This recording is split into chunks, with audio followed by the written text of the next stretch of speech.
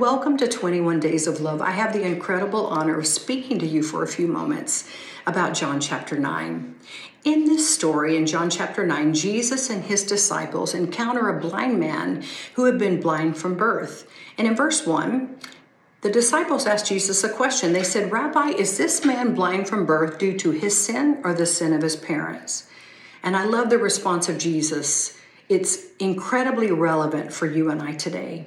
Jesus responded to them by saying neither his sin nor the sin of his parents, but that God's glory might be displayed in him. Wow. That's so encouraging because that response tells us that Jesus desires to step into our need. It doesn't matter how we got there or what situations or circumstance brought us to that point. The heart and love and compassion of Jesus is to step into those moments, to completely transform them, but also that the glory of God might be revealed through us in those times.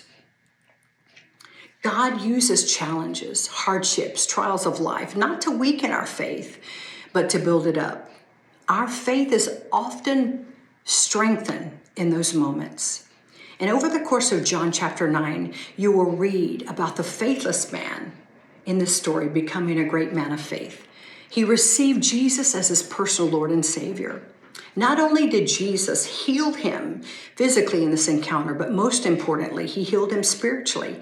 He opened the eyes of his spirit that the glory of God would be revealed in him. And in that moment, this man recognized who Jesus was. Later on in John chapter 9, verses 35 through 38, it said Jesus heard that they had thrown him out. And when he found him, he said, "Do you believe in the Son of Man?" "Who is he, sir?" the man replied. "Tell me so that I might believe in him." And Jesus said, "You have now seen him. In fact, he is the one speaking with you." The man said, "Lord, I believe," and worshiped him. Wow.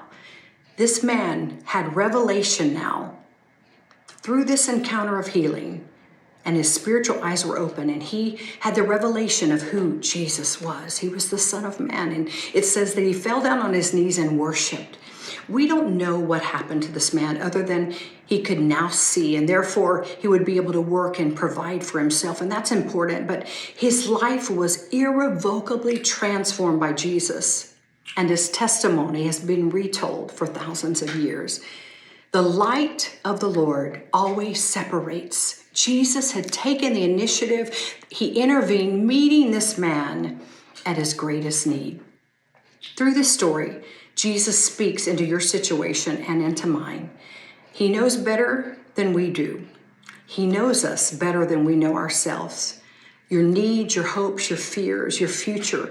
Jesus brings the light of his understanding, the love of his heart, and the compassion and detail of his heart towards you through his presence into those areas.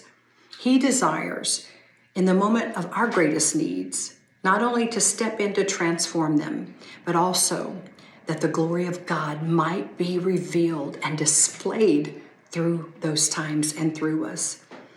Jesus had a beautiful way of looking past stigmas and labels.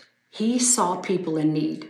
Jesus saw people and he reached out to them through his love and his compassion. That's encouraging. That's encouraging for you and I today. May we allow Jesus to open the eyes of our heart and our understanding in every situation that we face. And may in every detail of those moments, may we understand that God desires to display his glory in those moments, in and through us. May you be encouraged through this story. And I want to encourage you to read John chapter 9. What an incredible display of God's heart to meet us at our greatest need.